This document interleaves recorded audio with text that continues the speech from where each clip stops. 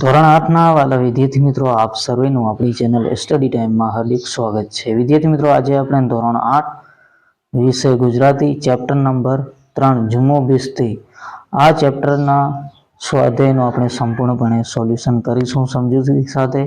વિદ્યાર્થી મિત્રો, ત્યાં પહેલાં જો તમે ચેનલ પર પહેલી વખત આવેલો તો ચેનલને સબસ્ક્રાઈબ કરી નાખજો, વિડીયો લાઇક કરજો અને તમારા સાથે તમારી જોડે જે વિદ્યાર્થીઓ ભણતા હોય તમારા મિત્રો એમને પણ આ વિડીયો શેર કરજો, જેથી એ પણ સારી રીતે તૈયારી કરી શકે. તો હવે સૌથી પહેલા જુમો બિસ્તી પહેલું પ્રશ્ન છે, એમસીક્યુ છે. વિકલ્પ જુમાની વેણુ પ્રત્યેની લાગણીને શું કહેવાય? માનવ પ્રેમ, પશુ પ્રેમ, માનવતા કે લાગણી વણા? તો એનો આપણે જવાબ જોઈએ તો શું આવશે વિદ્યાર્થી મિત્રો? બી આવશે, પશુ પ્રેમ. પછી છે, જમુ વેણુને ખવડાવવા રોજ શું ખરીદતું હતું? તો અહીંયા આપણે જોઈએ જુવાર, બાજરી, ગડબ કે સૂકું ઘાસ? તો અહીંયા આવશે શું આવશે વિદ્યાર્થીઓ? ગડબ. પછી છે, જુમો કોના ઉપર બેસીને પરણવા ગયો હતો?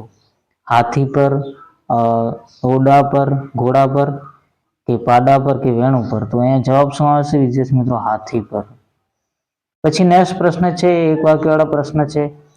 પાંડાનું નામ વેણુ કોણે પાડ્યું હતું? પાંડાનું નામ વેણુ જુમાના કોઈ મિત્રે પાડ્યું હતું વિદ્યાર્થી મિત્રો. પછી છે, વેણુને બચાવ શક્ય ન લાગતા જુમો શું નિર્ણય કરે છે? વેણુને બચાવ શક્ય ન લાગતા જુમો વેણુ સાથે મોતને ભેટવાનો નિર્ણય કરે છે. પછી આપણે નેક્સ્ટ પ્રશ્ન જોઈએ તો અહીંયા અંત સમયે પોતાની ગોદમાં ભરાઈને બેઠેલા જુમાને વેણુ માથું ભરીને પાઠાથી દૂર ફેંકી દે છે. આ રીતે અંત સમયે વેણુ જુમા સાથે પોતાની દોસ્તી નિભાવે છે. પછી નેક્સ્ટ પ્રશ્ન છે, જુમો અને વેણુ દિવસ દરમિયાન શું કરતા હતા? તો અહીંયા જવાબ છે, જુમો અને વેણુ દિવસ દરમિયાન આ પ્રવૃત્તિઓ કરતા હતા. જુમો વેણુની પીઠ ઉપર મોટી મોટી મશક ભરીને સવારના 5 વાગ્યા નીકળી પડતો.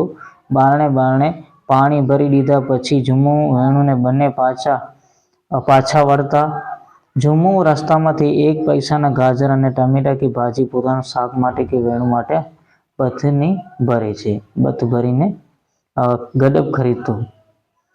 પાછા વળતા વેણુ ડબડ ખાતો. પછી જુમો બપોરથી છેક સાંજ સુધી ઓકે ગગડાવ્યા કરતો અને વેણુ માખીને ઉડાવવાના કાન ફફડાવતો. આંખ મીચીને ઊંઘી જતો અથવા જાગતો પડ્યો રહેતો. પછી સાંજે જુમો અને વેણુ ફરવા નીકળતા અને નદીના કાંઠા સુધી જઈ પાછા વળતા. પછી નેક્સ્ટ પ્રશ્ન છે, જુમાએ વેણુને બચાવવા કયા પ્રયત્નો કર્યા? તો અહીંયા તમે જવાબ સ્ક્રીન ઉપર જોઈ શકો છો. પછી વાર્તાના છેલ્લા વાક્યનું શું મહત્વ છે તે સમજાવો? તો અહીંયા આપણે મહત્વ સમજાવીએ. વાર્તાનું છેલ્લું વાક્ય, જુમો અને માનીતા પથ્થર પર ફૂલ મૂકીને વેણુ એમ 3 બૂમ પાડીને ચાલ્યું જાય છે. આ વાક્ય જુમો અને વેણુ બંનેને એકબીજા પ્રત્યેના પ્રેમ અને દોસ્તીની વફાદારીનું મહત્વ સમજાવે છે. તો વિદ્યાર્થી મિત્રો, આ પ્રેમ અને વફાદારીની મહત્વ સમજાવતી વાર્તા છે. તો અહીંયા આપણે સોલ્યુશન કરી લીધું છે. હવે તમારો કોઈ બીજો પ્રશ્ન હોય તો કમેન્ટની અંદર જણાવજો. નેક્સ્ટ સ્વાધ્યાય સોલ્યુશન સાથે આપણે મળીશું. Thank you very much. જય હિન્દ.